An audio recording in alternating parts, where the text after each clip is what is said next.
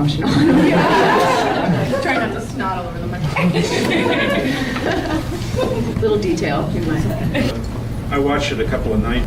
Where does that sort of feeling come from? That sort of more intense, almost lyrical feeling come from?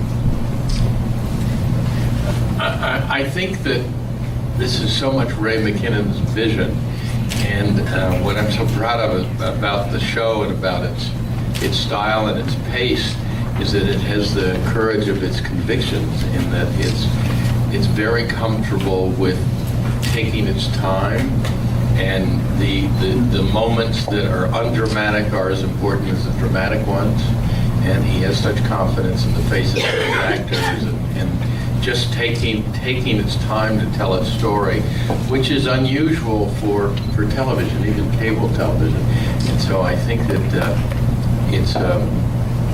it's the audience, the fans of the show. Really, it's not the easiest show to be supportive of, in the sense that if you're looking for something bigger to happen, as I was saying earlier, there are no car chases, there are no bank robberies. Right. It's all in the faces, and that's what Ray wanted, and that's what I'm so proud of.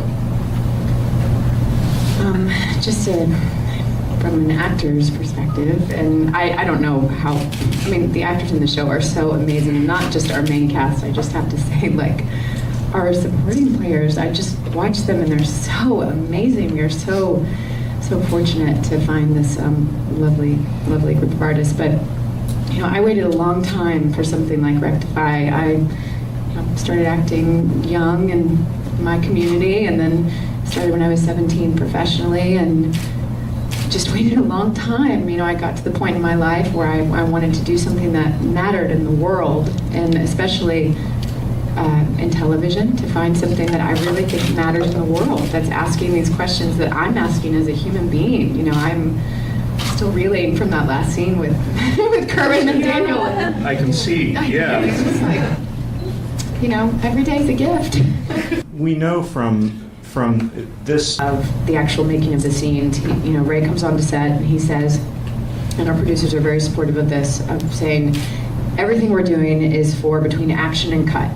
And it might be crazy, and we're trying to get it all done, but the process never stops. And so, but when between action and cut, that is the time where everything slows down, and we really get to commit to what we are trying to say and trying to do. And so that is very protected, even amongst all the crazy of shooting schedule and backing into a premiere date and all the wonderful things that we have to do. But that's sacred on our set. as a kind of a creative. Ray as an actor. He's been acting for years, and he's plays the football coach in The Blind Side. He's the preacher with the tumor in Deadwood. He's been in just about everything. He, about 12 years ago, maybe slightly old, more than that, he wrote, directed, and starred in and produced a short called The Accountant that won the Academy Award that year. And he gave a great, very, very funny acceptance speech. But Ray is a Southerner and is very, one of the most thoughtful people I know, and very modest, but a deep, deep thinker, and feels things. And it's interesting, you're talking about the pace. The pace, we probably had less time than a lot of TV shows.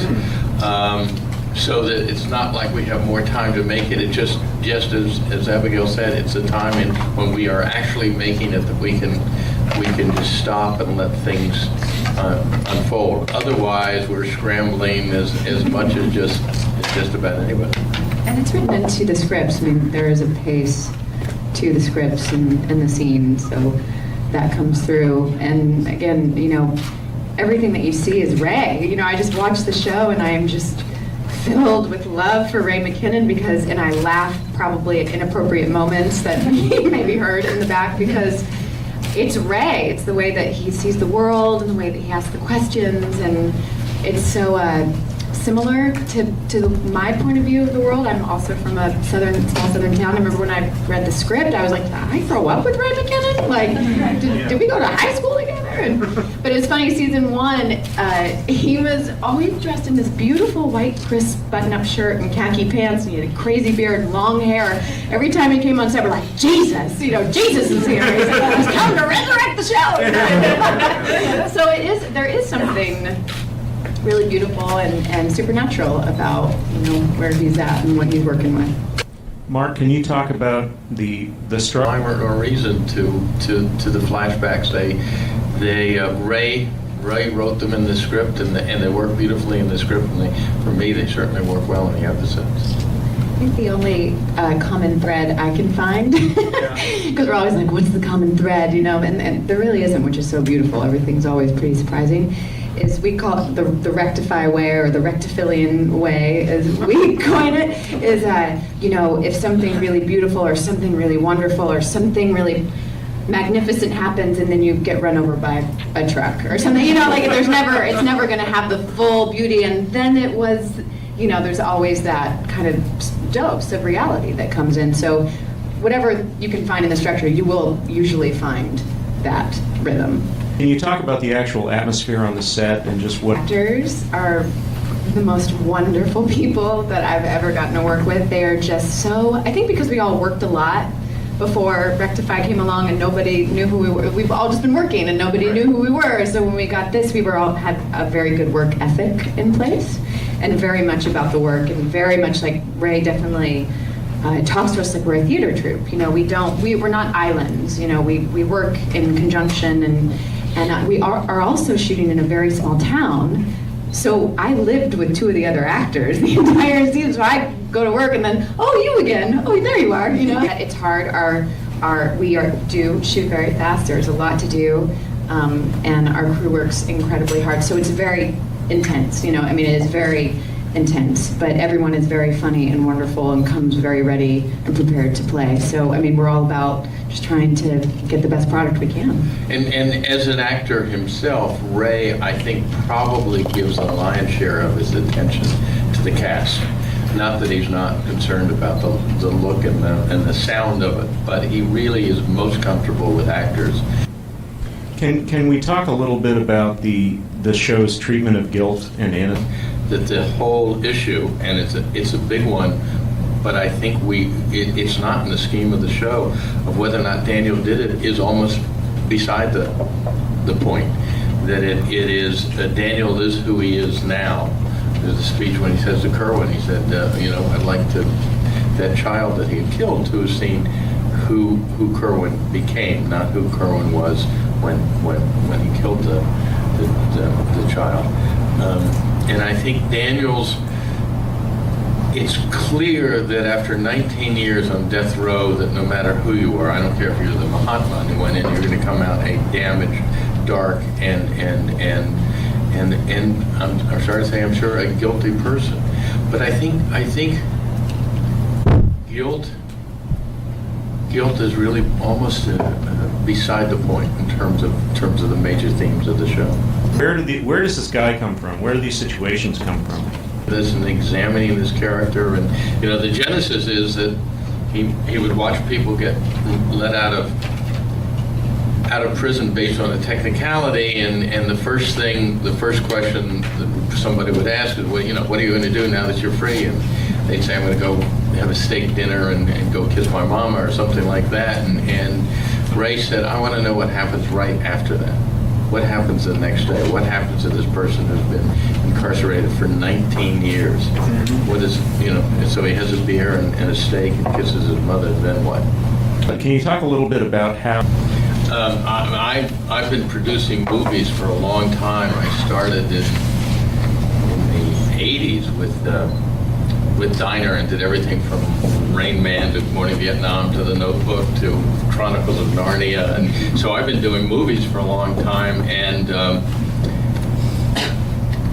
television is something that I played around with a little bit, but to be totally honest, wasn't taking that seriously. And then it's just the quality of TV. It probably, we're in what everybody calls now a golden age.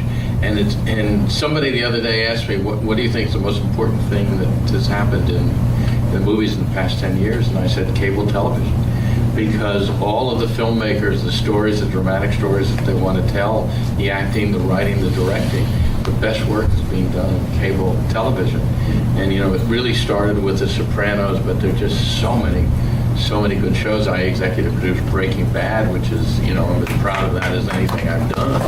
So, it's a great world right now for those of us, for filmmakers, for actors, who know. Look, Matthew McConaughey won the Oscar the same month that he was starring in an HBO TV show. Yeah. So it's just you go where the work is, and unfortunately, because of the movies today, the studios aren't really making dramas. So the best dramas are, without a doubt, on cable television. That echoes something that I was. I mean, it's becoming, we don't really view what we're doing as a television show. We're not trying to make a television show. We're trying to tell an incredible story. And we're getting support from Sundance Channel, who's willing to support Ray and support us making the show that we want to make. And my experience was, in other realms, there was a lot more cooks in the kitchen. And that's great for some people, but for me, I just really felt like I was able to do my best work. I was able to apply myself in the way I was interested in as an artist by supporting one person's vision. And classically, that's in movies, but now you can do that on television and predominantly on cable. I have a brother, I have two brothers, and I have a family. And I really resonated with that really complicated love that you have for a sibling that is almost inexplicable, and yet you are bonded and tied for life. And so to filter that through Amantha is, a joy, but also really difficult. Something I wish I had about Amantha is, if I put my foot in my mouth, or I'm very honest, or go after what I want, I have a filter. I'm a little aware. Sometimes I wish I could be as unabashed as she is in the things that she says and does. I wish I had the courage to not conform that she has. So it's really liberating, and I've really grown. But it can also be intensely lonely, because when you're constantly putting yourself out there and constantly fighting for what you believe in and saying the things that no one else is, you can separate yourself from society. So that can be difficult too. Never seen that on television before. I've never seen that unique point of view without judgment. It's just people being people. Tawny is who she is, and she's right in her world. Like, she is right in her world, and Ted Jr.'s right, and Amantha's right, and Dana, there's so much respect given to it, and it is a part of the fabric, but it's not a comment on. It's just a part of who she is, and it naturally comes up. And so I only heard like that response of like, whoa, I've never seen it told that way before, which is amazing. Tawny is exactly who she is and is fundamentally a really wonderful, good person. And I loved that scene with Tawny and Amantha when I read it. Just so interesting how it asked the big question. Tawny asking Amantha, "Do you believe in God?" And just even reading that, I was like, oh. And it's just so amazing to just dip our toe in that area and just like, I don't want to talk about it. So. Aiden's audition for the show before he arrived, and it was just like, oh my gosh, that's my brother. And it's odd because when he auditioned, he had very long hair. He kind of looked like Ray, very long hair and a big beard. And my little brother had that exact same look going on. I was just like, oh my God, like it was he looked like my ancestors, and so it was so familial. And he arrived after flying for like 48 hours, and we were staying at the Atlanta Motor Speedway at the time. True, not a David Lynch movie, true. And it was like this weird thing that we were doing, and when he literally, I was like in the hallway, and I was like, oh, hello. And he just arrived, and we actually pulled the couch out of his apartment and put it on the deck, and we smoked a cigarette, and that was our first meeting, and that was kind of it. I mean, everyone was very well cast. I will just say that our very first dinner, it was just the dynamic was there. We all do spend a lot of time together, but I think it's more in the unspoken, It's more in the unspoken, and we are very supportive of all spending time together, but Mark and Melissa and Ray, I think they just Be cast well. Hope. Will, because as I mentioned earlier, the first 6 episodes take place and slightly over, one a day. And I think conceptually the first season was about, in a strange way, I keep saying it's less about the character of Daniel and it's all about all the characters around him who are compromised or somehow affected by his being back. And I think the second season is more about Daniel taking in the fact that he actually is out. And of course, now that we have him in a coma, we're not going to leave him there every day, So we've brave. taken. Right. There was some talk early on, but some executives say, well, do we want to get out of Griffin? Do we want to go into the big city and so on? And the truth of the matter is, right now we've got a lot to explore. But yes, we will break up that sort of very tight narrative. But I think it will mirror season 1 in the fact that things turn. It's unexpected. The pace will change. You really got to stick with it. I know in season 1 we were like, well, just wait till you get to episode 4. We'll just wait till you get to episode 5. We'll just wait till you see 6. And I feel the same way about the season. Every episode's like, well, wait till you see the next one. So there is a patience and a payoff.